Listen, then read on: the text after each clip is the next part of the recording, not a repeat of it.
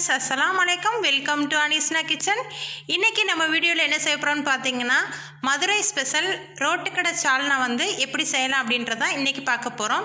இந்த சால்னாவுக்கு 4 டிப்ஸு சொல்லியிருக்கேன். அதை இந்த வீடியோவில் நீங்கள் ஸ்கிப் பண்ணாமல் பார்த்துக்கிட்டீங்க அப்படின்னா நீங்களும் இதே மாதிரி செஞ்சு அசத்தலாம். கண்டிப்பாக இதை ட்ரை பண்ணி பாருங்கள். இப்போ வாங்க நம்ம வீடியோக்குள்ளே போகலாம். ரெடி பண்ணுறதுக்கு ஒரு பாத்திரம் வச்சுருக்கேன். இதில் 3 டேபிள் ஸ்பூன் அளவுக்கு நல்லெண்ணெய் சேர்த்துக்கலாம்.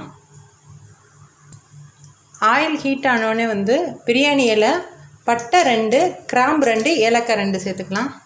2 பெரிய வெங்காயத்தை ஸ்லேஸாக கட் பண்ணி வச்சுருக்கேன். இப்போ அதையும் சேர்த்துக்கலாம். இதை நல்லா கோல்டன் கலரில் நல்லா வதக்கிக்கலாம். இப்போ பாருங்கள், வெங்காயம் சூப்பராக ப்ரௌன் கலரில் மாறிடுச்சு.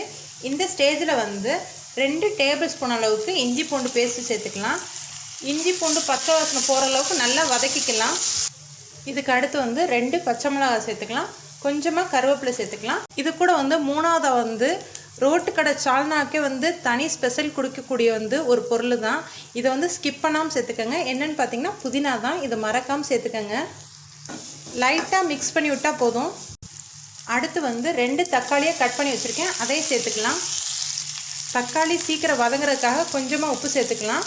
தக்காளி வெங்காயம் நல்லா வதங்கியிருக்கணும். அப்போ தான் சாப்பிடும்போது நமக்கு வாயில் தட்டுப்படாமல் நல்லாயிருக்கும். அதனால் நல்லா ஸ்மூத்தாக வதக்கி எடுத்துருங்க. தக்காளி நல்லா மசிஞ்சிருச்சு. இந்த ஸ்டேஜில் நம்ம மசாலா சேர்த்துக்கலாம். 1/2 டீஸ்பூன் அளவுக்கு தனி மிளகாய் தூள், டீஸ்பூன் அளவுக்கு மஞ்சள் தூள், 1லேருந்து 2 டேபிள் ஸ்பூன் அளவுக்கு மல்லித்தூள், தனியாத்தூள் சொன்னோம்ல, அது தனியாத்தூள் 2 டேபிள் ஸ்பூன் அளவுக்கு சேர்த்துக்கோங்க. இப்போ நம்ம 4ஆவது மசாலா சேர்க்க போகிறோம். இந்த மசாலா தான் ரொம்பவே இம்பார்ட்டண்டானது. ரோட்டுக்கடை அதே டேஸ்ட்டான சால்னா எப்படி நம்ம வீட்டிலே செய்கிறது அப்படின்றதுக்கு இந்த மசாலா சேர்த்தா மட்டும்தான் உங்களுக்கு அதே டேஸ்ட்லேயே அப்படியே கிடைக்கும். புதினா ஃபஸ்ட்டு டிப்பு. இது 2ஆவது டிப்பு. இது சிக்கன் மசாலா 1 டேபிள் ஸ்பூன் அளவுக்கு சேர்த்துக்கணும். இந்த மசாலா எல்லாத்தையும் ஒன்ஸ் நல்லா மிக்ஸ் பண்ணி விட்டுக்கலாம். சிக்கன் மசாலா பிடிக்காதவங்க கரம் மசாலா கூட கொஞ்சமாக சேர்த்துக்கலாம். அதுவும் இந்தளவுக்கு டேஸ்ட் இல்லாட்டி கூட அதுவும் ஓரளவுக்கு டேஸ்ட்டாக இருக்கும். மசாலா நல்லா வதங்கினதுக்கப்புறம் இந்த மசாலா வேக வைக்கிறதுக்கு மட்டும் இப்போ நம்ம தண்ணி சேர்த்துக்கலாம். இதை மூடி போட்டு இதை நல்லா மிக்ஸ் பண்ணி விட்டுக்கோங்க. மிக்ஸ் பண்ணி விட்டுட்டு மூடி போட்டு ஒரு 5 நிமிஷம் மட்டும் நல்லா கொதிக்கட்டும். இது கொதிக்கிறதுக்குள்ளே இதுக்கு தேங்காய் பேஸ்ட்டு அரைச்சிட்டு வந்துடலாம் வாங்க. ஃபஸ்ட்டு 1 கப் அளவுக்கு தேங்காய் எடுத்து நான் ஃபுல்லாக சேர்த்துருக்கேன். இது கூட 2 டேபிள் ஸ்பூன் அளவுக்கு கசகசா, ஒரு 2 டேபிள் ஸ்பூன் அளவுக்கு சோம்பு, 2 டேபிள் ஸ்பூன் அளவுக்கு பொட்டுக்கடலை எடுத்திருக்கேன். இப்போ இது எல்லாத்தையும் நல்ல பேஸ்ட் போல் மிக்சியில் அரைச்சிட்டு வந்துடலாம். இப்போ நல்லா பேஸ்ட் மாதிரி அரைச்சிட்டு வந்துட்டேன். நம்ம அந்த மசாலா கூட சேர்த்துடலாம்.